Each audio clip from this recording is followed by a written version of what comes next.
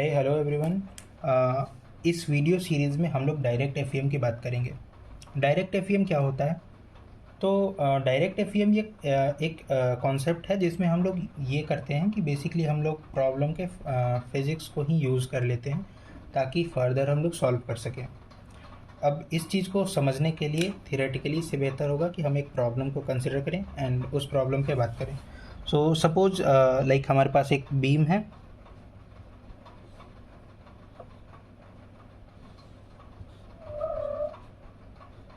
उस पर load P लग रहा। तो अब अगर हमें ये प्रॉब्लम को सॉल्व करना है, so how can we do that using finite element method process. और इस प्रॉब्लम को सॉल्व करने के लिए हम लोग डायरेक्ट एफईएम कॉन्सेप्ट को यूज़ करेंगे। आई होप लास्ट वीडियो आपने देखा हो, आपको बेसिक आइडिया हो कि फाइनाइट एलिमेंट मेथड में हम लोग क्या किन किन स्टेप्स के थ्रू गुजरते हैं। सबसे पहला स्टेप तो हमारा सिमिलर सा होगा कि सबसे पहले हम इन्हें मेश जनरेशन के प्रोसेस से गुजारें। लाइक हमें इन्हें डिस्क्रीट एलिमेंट्स में डिस्ट्रीब्यूट करना पड़ेगा। अगेन लेट्स कंसीडर हम इसे दो एलिमेंट्स में डिस्ट्रीब्यूट कर देते हैं। तो अब क्या, अगर आपने ध्यान दिया होगा कि लास्ट टाइम में जो हमारा ग्लोबल इक्वेशन जनरेट हो रहा था, एट द एंड हम क्या कर रहे थे कि उन सारे ग्लोबल इक्वेशंस को एलिमेंटल इक्वेशंस को एक साथ कंबाइन करके ग्लोबल इक्वेशन बनाने का कोशिश कर रहे थे। तो इसी चीज़ को हम एक बेटर तरीके से लिख सकते हैं एक कनेक्टिविटी मैट्रिक्स के थ्रू। कनेक्टिविटी मैट्रिक्स क्या होता है? तो कनेक्टिविटी मैट्रिक्स बेसिकली एक सिंपल रिप्रेजेंटेशन होता है किसी भी एलिमेंट नोड रिलेशनशिप को दिखाने के लिए।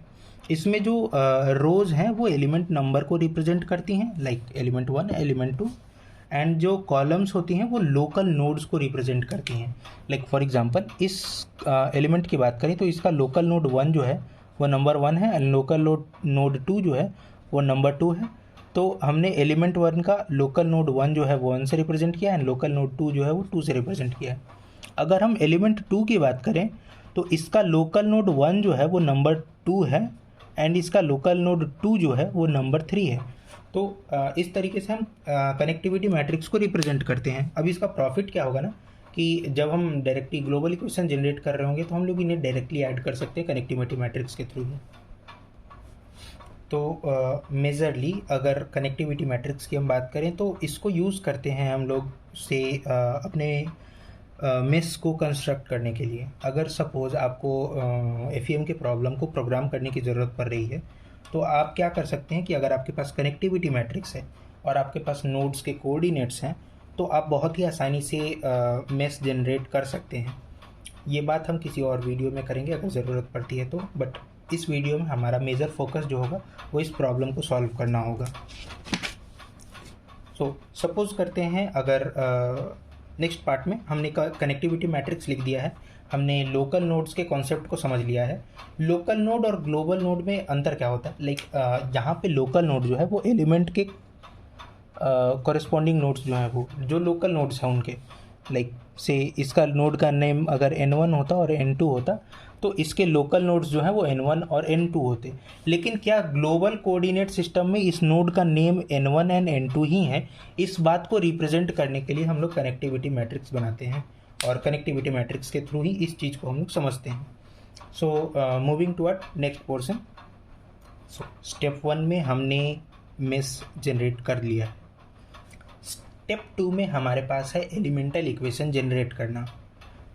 क्योंकि ये वीडियो शायद बहुत बड़ा हो सकता है, I will be distributing this video again in 2 parts most probably.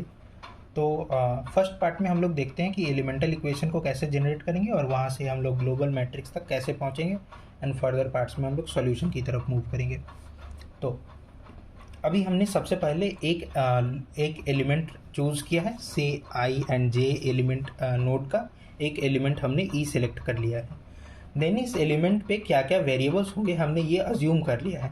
क्योंकि हमारे पास एक लोड जो है वो पी लग रहा था, तो सपोज जैसे अगर लोड लगने के बाद अगर इस रॉड का कंडीशन कुछ है, इस बीम का कंडीशन कुछ ऐसा होता है, तो हम लोग चाहते हैं कि हम उस चीज़ को स्टडी कर सकें।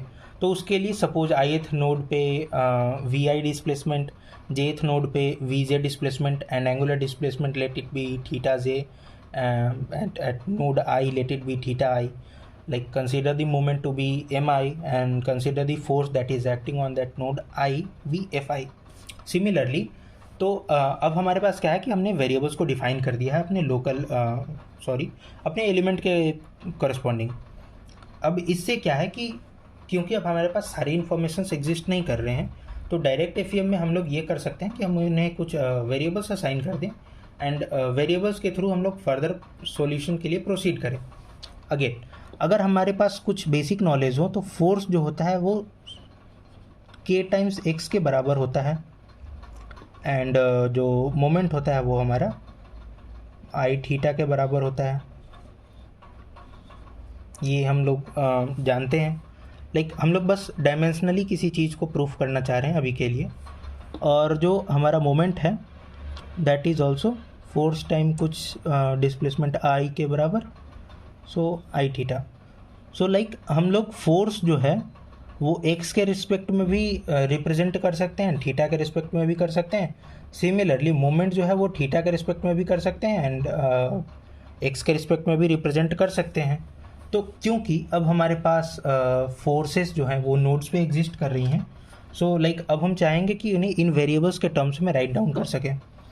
So let's consider the force at ith node. तो एफ आई जो होगा, लेट्स से वो k11 वेरिएबल के साथ वी आई डिस्प्लेस किया था. लेट्स से k12 के साथ इसने थीटा आई किया, then k13 v j and k14 theta j. Please आप ये कंसिडर करें कि ये डायमेंशनली करेक्ट है. आप इसके डायमेंशंस में ना जाने की कोशिश करें कि ये डायमेंशनली क्या होगा, क्योंकि हमें इन्हीं पैरामीटर्स को फाइंड आउट करना है. तो अभी हम लोग ये अज्यूम नहीं कर सकते कि ये डायमेंशनली इनकरेक्ट होगा. अभी हमें ये अज्यूम करना पड़ेगा कि ये डायमेंशनली करेक्ट होंगे. और क्यों करेक्ट होंगे, क्योंकि मैंने अभी दिखाया भी कि हाँ, हम लोग ऐसा डिस्प्लेसमेंट एंड एंगुलर डिस्प्लेसमेंट के टर्म्स में फोर्सेस को लिख सकते हैं. सिमिलरली जेथ नोड पे जो फोर्स होगा उसे भी हम इसी फॉर्मेट में लिख सकते हैं, F j equals to k21 sorry पहले फोर्स जेथ एलिमेंट पे नहीं, एक काम करते हैं ith एलिमेंट पे मोमेंट को भी कैलकुलेट कर लेते हैं. देन k21 सेम फॉर्मेट में यही जाएगा, v i plus that that dash. Then jth element पे फोर्स की बात करें तो वो भी सिमिलर स्टेप्स में उसको भी हम ऐसे ही लिख सकते हैं. सो अब क्या करते हैं, इस अलजेब्रिक इक्वेशन का हमारे पास F I, M I, F J और एम जे सिमिलरली एग्जिस्ट कर रहा होगा. तो अब इन इक्वेशंस का हम एक अलजेब्रिक इक्वेशन का एक मैट्रिक्स रिप्रेजेंटेशन करते हैं. सो हमने उन इक्वेशंस को एक मैट्रिक्स के फॉर्म्स में लिख दिया है. अब आगे फर्दर सॉल्व करने के लिए हम प्रोसीड कैसे कर सकते हैं. सो एक काम करते हैं, हम एक अजम्पशन लेते हैं. लेट्स अज्यूम कि जो हमारा एलिमेंट था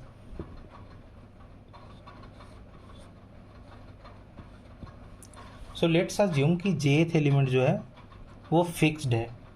अगर वो फिक्स्ड होगा तो क्या होगा, v j and theta j ये जीरो हो जाएंगे. अगर v j and theta j zero होंगे तो हमारा मैट्रिक्स में ये वाला जो पोर्शन है ये किसी काम का नहीं होगा. इसे हम एलिमिनेट कर सकते हैं. तो अब अगर हमें इस मैट्रिक्स को ही एनालाइज करना है तो like we can reduce this matrix for our analysis purpose only. और इसे हम रेस्ट्रिक्ट कर सकते हैं सिर्फ ith नोड के लिए और jth नोड के लिए. हम इन 4 पैरामीटर्स को एनालाइज कर सकते हैं ताकि हम वैल्यूज़ को कैलकुलेट कर सकें. एक बार उसे भी देख लें. ओके, सो आई होप आप मेरे साथ हो इस पॉइंट तक. एक्चुअली उस बड़े से मैट्रिक्स के अंदर से हमने जो एक अजम्पशन लिया था उसे कार्व आउट कर लिया है ताकि हम अभी जो प्रॉब्लम के फिज़िक्स को यूज़ करने वाले हैं तो उसको डायरेक्टली यूज़ कर सके इस पॉइंट के लिए. तो हमारे पास एक इक्वेशन जनरेट होकर आ चुका है. अब अगर हमें इस प्रॉब्लम के फिज़िक्स को समझना है, उसको यूज़ करना है, तो हम कैसे यूज़ कर सकते हैं. लाइक अगर आपको पता हो कि अगर हमारे पास कोई बीम है, उस पर लोड एल लग रहा होगा, लोड पी लग रहा होगा अगर, और अगर इस बीम का लेंथ अगर एल है तो इस बीम पे इस लोड P के कारण डिस्प्लेसमेंट कितना होता है, लाइक डिफ्लेक्शन जो होता है वो कितना होता है. So that is PL³ upon 3EI. I hope आपको ये पता हो. अगर अगेन फोर्स की जगह अगर मोमेंट लग रहा होता M, तो यही सेम जो डिफ्लेक्शन है इस मोमेंट के कारण ml² अपॉन 2EI के बराबर होता. ओके. तो अगर हम लोग कंसीडर करें कि हमारे पास क्योंकि फोर्स और मोमेंट दोनों एक साथ लग रहे हैं, तो सुपरपोजिशन प्रिंसिपल जो कहता है डिस्प्लेसमेंट का, उसको यूज़ कर सकते हैं. और तो उसके थ्रू हम लोग क्या बोल सकते हैं, लाइक हमारा जो मोमेंट था एलिमेंट का, अगेन आप इस डायग्राम पे ध्यान दें, हमारा मोमेंट जो है वो ऑपोजिट डायरेक्शन में घुमाने का कोशिश कर रहा था और ये दो ऑपोजिट डायरेक्शन में. सो जो हमारा फोर्स जो डिस्प्लेसमेंट होगा VI, तो हम VI को लिख सकते हैं FIH³ upon 3EI minus MIH² 2EI. And similarly हम थीटा I को भी रिप्रेजेंट कर सकते हैं minus FIH² 2EI minus MIHEI. और ये लीनियर एंगुलर डिस्प्लेसमेंट का ये फॉर्मूला होता है. तो अब हमारे पास क्योंकि एक दूसरा इक्वेशन जनरेट हो चुका है, तो हम लोग इस इक्वेशंस के कॉरस्पॉन्डिंग भी एक मैट्रिक्स लिख लेते हैं. सो जो इक्वेशन हमारे पास था उसे मैंने मैट्रिक्स फॉर्म में कन्वर्ट कर दिया है. तो आई होप आपने जो नोट डाउन किया होगा उसके बेसिस पे आपका भी कन्वर्जन हो चुका होगा अब तक. सो फर्दर अगर आप इस मैट्रिक्स को ध्यान से देख पा रहे होंगे तो हमारे पास कुछ पैरामीटर सिमिलर से हैं. अगर इस मैट्रिक्स को इन्वर्ट करके हम इस साइड लेकर चले आते हैं, so we will get a similar expression to this one. उसके जैसा सिमिलर सा एक एक्सप्रेशन मिल जाएगा, एक इक्वेशन मिल जाएगा. तो जो हमारे पैरामीटर्स हैं K11 वो इस इन्वर्टेड मैट्रिक्स के फर्स्ट एलिमेंट के बराबर होंगे. तो चलते हैं, सबसे पहले इसे इन्वर्ट करते हैं. आई होप आपको मैट्रिक्स इन्वर्जन का तरीका पता हो. So let's do this inversion. Okay. So after inversion हमारे पास जो मैट्रिक्स बनकर आता है वो ये है. तो अगर हम ध्यान से देखें तो ये इक्वेशन और ये इक्वेशन दोनों सिमिलर हैं आपस में. अगर K11 की वैल्यू इसके बराबर हो जाए तो हमारी इक्वेशन एग्जैक्टली इक्वल होगी. सो इन दो मैट्रिक्स को हम लोग इक्वल कर सकते हैं और उसके थ्रू हम अपने आंसर्स अपने पैरामीटर्स को फाइंड आउट कर सकते हैं. सो इसके बाद हमारे जो K11 होंगे वो 12EI अपॉन H³ के बराबर, K12 and K21 similarly 6EI upon H² के बराबर and K22 4EI upon H के बराबर होंगे. अब इसके अलावा हम क्या कर सकते हैं, अभी हमारे पास दो पैरामीटर्स कैलकुलेट होकर आए हैं और अगर हमें ध्यान में हो तो हमारे मैट्रिक्स के ये पोर्शंस कैलकुलेट हो चुके हैं अभी, ये पैरामीटर्स.